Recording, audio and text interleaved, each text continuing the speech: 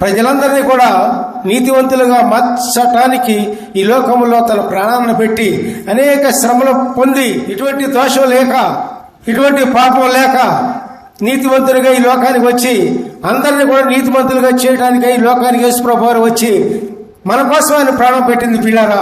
దేవునికి స్తోత్రం. మరి ఆయన మాట వలన, దేవుని మాట వలన, ప్రభువు మాట వలన అనేకమైన అద్భుతాలు జరుగుతాయి. పూర్వ భక్తుల కాలంలోనే కాదు, నిరంతరం కూడా ఆయన జీవించిన దేవుడు, నిరంతరం జీవించున్నాడు. మరి అటువంటి దేవుడు మానవులందరి సంగతి తెలుసు, మానవులందరి విషయాలు తెలుసు. ప్రతి మానవుడు ఏం చేస్తూ ఉన్నాడో, ఏం తెలుస్తూ ఉన్నాడో, ఏం మాట్లాడుతూ ఉన్నాడో, ఎట్లా ఉన్నాడో అని దేవుడికి తెలుసు. తెలియకుండా ఏమి లేదు పిల్లల దేవునికి. ఆయన సర్వాంతర్యామి, సర్వము ప్రపంచమంతా కూడా ఆవరించిన దేవుడు. కాబట్టి పిల్లరా, మన క్రియలు ఎట్లా ఉన్నాయి, మన మాటలు ఎట్లా ఉన్నాయి, మన ఆలోచనలు ఎట్లా ఉన్నాయి ఒకసారి గుర్తించుకోండి పిల్లరా. మీ ఆలోచనలు మీకు దేవునికే తెలుసు, మీ ప్రవర్తన మీకు దేవునికే తెలుసు, మీ మాటలు మీకు దేవునికే తెలుసు.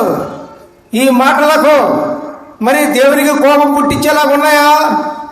నీ ప్రవర్తన దేవునికి కోపం పుట్టించేలాగా ఉన్నాయా? మీ కార్యాలు దేవునికి కోపం పుట్టించేలాగా ఉన్నాయా? కాబట్టి పిల్లరా, ఆ విధంగా ఉన్నట్లయితే, ఆ విధంగా నీ జీవితం ఉన్నట్లయితే నువ్వు ఖచ్చితంగా మార్చుకు తీరాలి పిల్లారా. దేవుని మాట విన్నప్పుడు, ప్రభువు మాట విన్నప్పుడు, దేవుని మాట విన్నప్పుడు నువ్వు నీతిమంతుడిగా మార్చబడగలవా? నువ్వు ఎప్పుడైతే నీతిమంతుడిగా మార్చబడతావో అప్పుడు దేవుని కృప లభిస్తుంది. దేవుడిచ్చే దీవెనలన్నీ కూడా మీ దగ్గరకు వస్తాయి పిల్లారా.